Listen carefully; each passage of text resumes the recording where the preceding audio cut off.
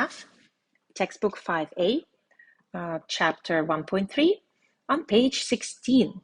The topic of today's lesson are factors and multiples. Before we jump to the new material of grade 5, let's review what we learned in grade 4. We learned the definition of factors and multiples. Consider this example. Adam lays out his 18 stems. He groups them into 6 columns, 3 stems in each. That means it's an array. We've heard about it before. 18 stems can be arranged as 3 by 6 array. In other words, 18 is divisible by 3. Also, 18 is divisible by 6. We can also say that 3 goes into 18 multiple times, 6 goes into 18 multiple times, which means that both 3 and 6 are factors of 18. Factors of 18. Another way to say is 18 divisible by 3. We have 6 and there is no remainder. Is 18 a multiple of 6? Yes, of course. 6 goes into 18 multiple times. How many exactly? 3 times. 3 multiples, right? 6 multiplies into 18. Another way to say 6 is a factor of 18. Yes, 18 is divisible by 6. Let's review other multiples, other common multiples that we've learned early on. List the first 12 multiples of 5. They already did us a favor and they listed a few, 5, 10, 15. We can say 20 is a multiple of 5, 25, 30 and 35, and of course 40 and 45. We go up to 50, 55, and all the way to 60. Here we go, 12 multiples of 5. How do we know that 5 are factors of all these numbers? We know that all these numbers are divisible by 5. We say 20 is a multiple of 5. We can also say 5 is a factor of 20. Let's review something we learned last year. Let's review divisibility rules. How do we know if a number is divisible? If a number is divisible by 2. We know it must be an even number. It has to end on even ones or has 0 in place of ones. How do we know if a number is divisible by 3? We add up all the digits, sum of the digits. And if that sum is divisible by 3, the entire number is divisible by 3. How do we know if a number is divisible by 4? Well, it must be an even number. If it's not divisible by 2, it will not be divisible by 4. For example, 8 is divisible both by 2 and by 4. Typically, with numbers above 100, we'll look at the last 2 digits. If the last 2 digits are divisible by 4, the entire number will be divisible by 4. For example, 100 we know is divisible by 4. Yes, 4 is a factor of 100. The next one would be 104, maybe 108. Let's jump to 120. We know it's divisible by 4. So many different ways to tell, but also the last 2 digits are divisible by 4. The divisibility rule by 5 we knew all along since 3rd grade, and that if a number ends on 5 or 0. How do we know if a number is divisible by 6? We know that because the number must be divisible by both 2 and 3. We will test this idea in future examples. How do we know if something is divisible by 8? We look at the last 3 digits. Not so far, we don't need to look at numbers over 1,000, but it's good to know. Divisibility rule of 9 is easy. It's very similar to divisibility of 3. Add up all the digits, and if the sum is divisible by 9, the multiple of 9 we have. For example, 18. 1 plus 8 gives you 9. 9 is a multiple of 9, therefore 18 is a multiple of 9. And divisibility rule of by 10 is quite easy because the number has to end on 0. Let me clean up my doodles and move on to the next page. So let's check. Is Is 4 a factor of 110? Well, we already reviewed. Are the last two digits, is 10 divisible by 4? No, so we can already say 110 is not divisible by 4. 4 is not a factor of 110. We can also test this statement by performing long division. 110 divided by 4, it goes into 110 27 times, and we have a remainder. If we have a remainder, it means it's not clean division. That means we have some small pieces like fractions, decimals, but 4 is not a factor of 110 because it divides with remainder. Let's take a look at examples 3 and 4. What can we say? We're looking here in example 3. We're looking for, are they divisible by 2? Is 2 a factor? And in next example, is 3 a factor of the following examples? And going down, is 5 a factor of the following examples? Let's use our divisibility rules and let's test it. How do we know if something is divisible by 2? Going back to our rules, it must be an even number. Well, which ones are even numbers? 42, yes. 128, yes. 63, 349, no, they're not divisible by 2. 2 is not their factor because they're odds. Let's take a look at number 4. How do we know if a number is divisible by 3? We must add up its digits. 9 plus 2, 6 plus 9, 2 plus 5 plus 2, 4 plus 1 plus 3. Let's go. 92, of course it's not divisible by 3. Let's X it out, cross it out. 69, the sum is 15. 15 is a multiple of 3. Therefore, 69 will be divisible by 3. 252, 2 plus 5 plus 2 gives us the sum of 9. Yes, 252 is divisible by 3 because 9 is divisible by 3.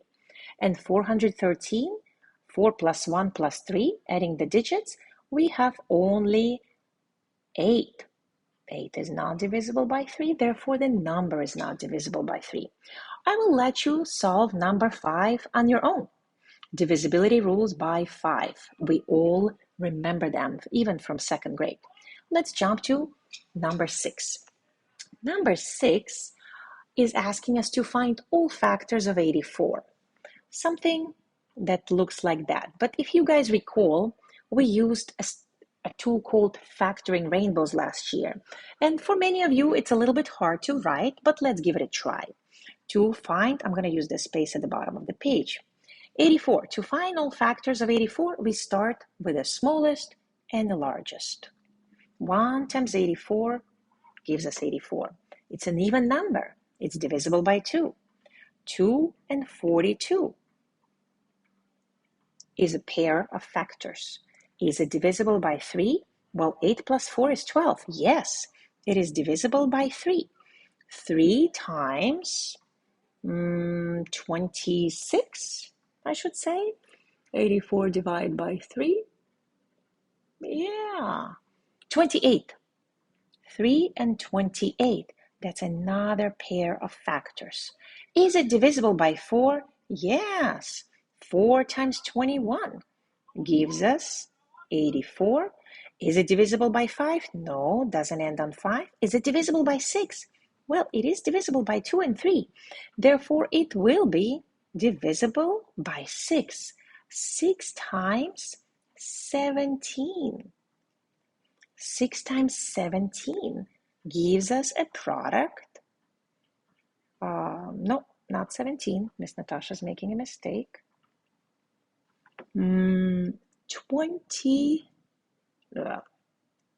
16, 24, 14. 6 and 14. And is it divisible by 7? Yes. 7 and 12. We know that multiplication fact. Notice how much closer the numbers get in the number line. We're done. 8 is not a factor, 9 is not a factor, 10 and 11 are not factors. So this is how we write it using factoring rainbow. Check out number 7. There is a lot of work to be done here. Let's solve one example. What can we choose? I personally like example 124. It's a favorite example of all teachers because 124 is a very rich number. It has many, many factors. So I'm going to show you a different way to record all the factors of a number. Let's go. I'm going to use the space above. 124. Let's put it like that. So it's an even number. Let's build our factoring table. 2 times 62. Yes. Is it divisible by 3? No. Is it divisible by 4? Well, 24 is divisible by 4, so yes. Let's add 4. And it is 120 divided by 4 is 30. It is 31. And is it divisible by 5? Of course not. What about 6? No, not divisible by 3 will not be divisible by 6. Maybe we can try 7. 70 and 54, no. What about 8? 80 and 44, no. I think we're done. 124 was not it. I think the favorite number for teachers is 120.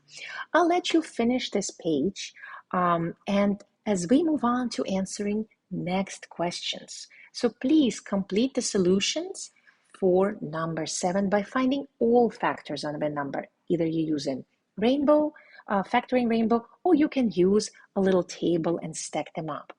Let's continue. Number 8, list the common factors of 12 and 20. Well, we know 12 is divisible by 1 and 2 and 12 and 2 and 6 and 3 and 4. And 20 is divisible by 1 and 20, 2 and 10, 4 and 5. So these are our factoring pairs. Our job is to find the common ones. They're both divisible by 2. We do not count 1. And they're both divisible by 4. My friends, 4 is the greatest common factor. 4 is the greatest common factor. 2 is a common factor, 4 is a common factor, but they asked for greatest. Guys, greatest common factor is very often referred to as G for greatest, C for common, F for factor. G, C, F. Let's look at number 9. What is the greatest common factor? Again, they're asking for G, C, F. G, C, F of two numbers, 9 and 21. Well, it is 3. They're both divisible by 3, nothing more. What about 12 and 18? They're both divisible by 2, they're both divisible by 3, but 6 is the greatest common factor. What about 3 numbers? 12, 36, 42. That's a tough one. How do we find greatest common factors? Well, because I know multiplication table of 12, I know that 12 multiplies to 36 3 times. So 12 is a common factor. What about 42? 12 is not a factor of 42.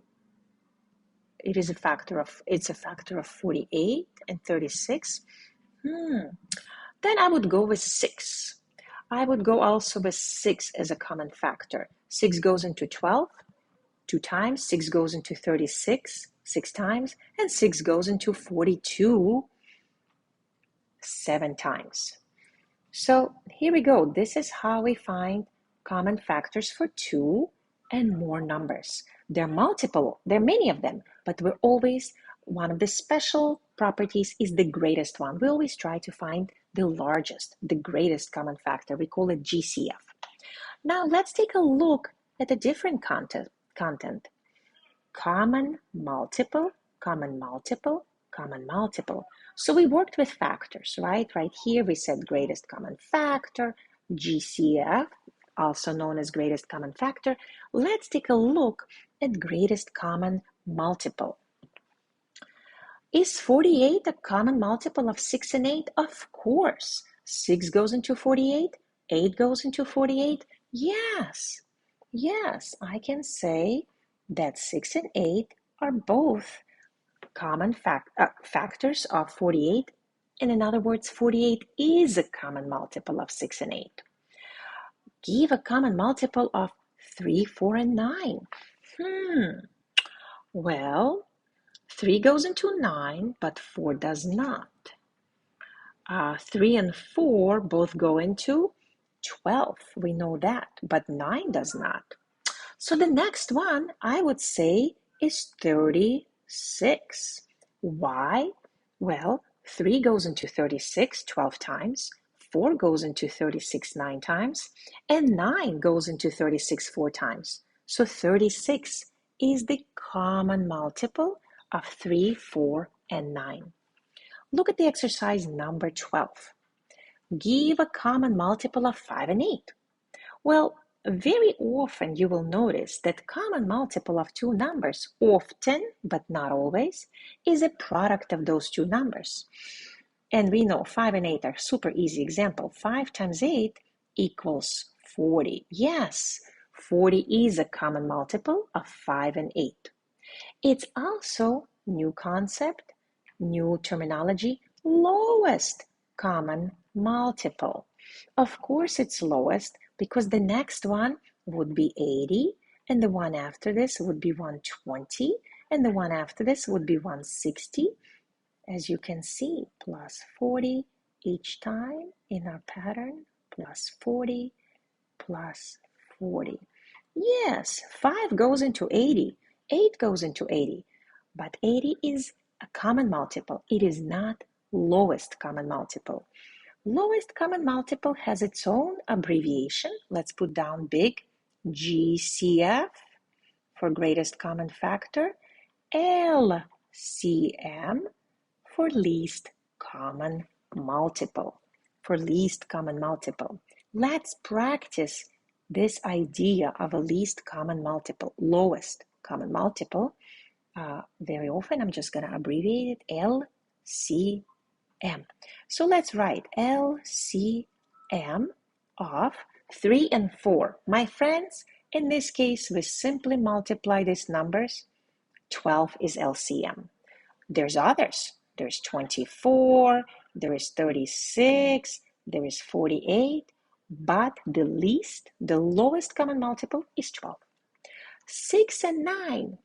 If you are thinking about multiplying 6 times 9, that is not the correct answer. It is true. 54 is a common multiple, but it is not the lowest. The correct answer here is 18. 6 goes into 18 3 times, and 9 goes into 18 3 times. Now, finally, number 13. 4, 5, and 6. This is also a little tricky. We know that common multiple of 4 and 5 is 20, but 6 does not go into 20. My friends, I have experience, I can tell you. It is not 20. Common multiple of 5 and 6 is 30, which would be great, but 4 does not go into 30. So actually, the common multiple of all these three numbers is not 20, it is not 30, it is, I believe it is 60. 60. Let's check. Does 4 go into 60? Yes, it goes into 60 15 times. Does 5 go into 60? Definitely. It goes into 60 12 times. And does 6 go into 60? Yes, it goes into 60 10 times. There's nothing less. The next multiple of all these numbers would be 120 and 180, following the pattern, and so on. I hope you understand. I hope you remember and review how the difference between factors and multiples. Again, multiple is a bigger number, whole number, that includes multiple copies of its factors. Or I can say factor times factor, right? That's something we say quite often. Factor times factor equals multiple. Okay, let's move on.